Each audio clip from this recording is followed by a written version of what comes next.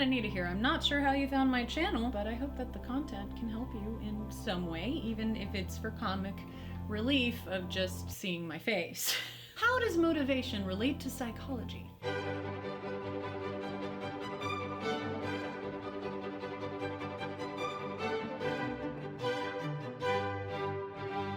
In this video, we will be discussing what motivation is and how exactly it relates to the studies of psychology. Motivation may differ from other psychological studies because it is the why, which is the reason motivation is often referred to as the why of psychology. This is because that's the question that motivation is asking.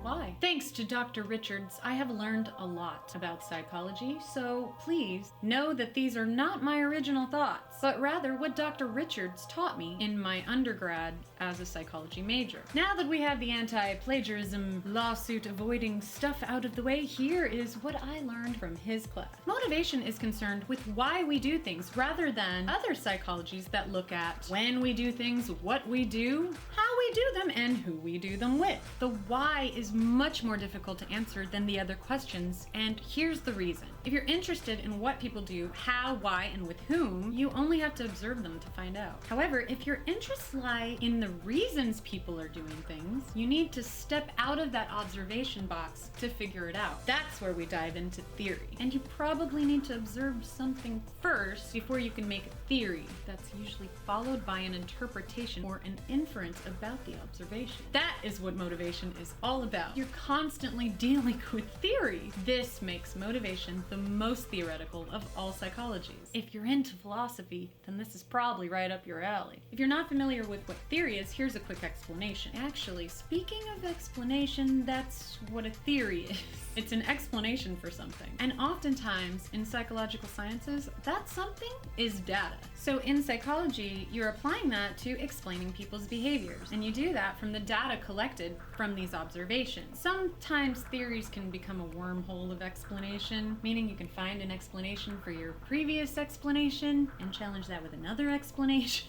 That's okay, because a good theory ends with being able to be tested or studied to prove your explanation. And proving your explanation will ensure that it's true based on facts. However, that study must be replicated, rendering the same results to ensure its validity. Anyway, we can get stuck in that very same wormhole trying to explain everything it deals with. So for now, let's just get back to motivation.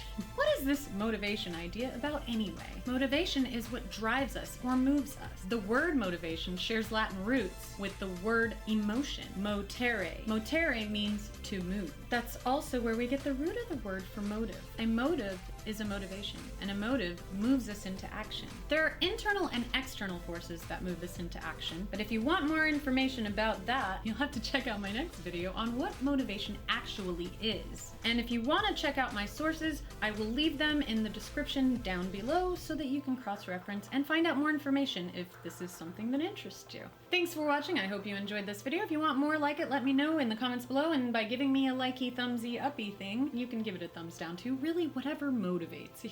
Until next time, see you later, Stargazer. Bye!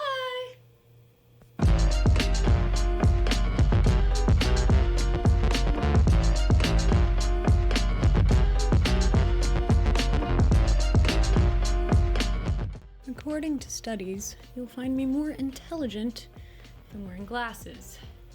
Probably find me more attractive too, because half of my face is kind of covered, so really it's a win-win for everyone.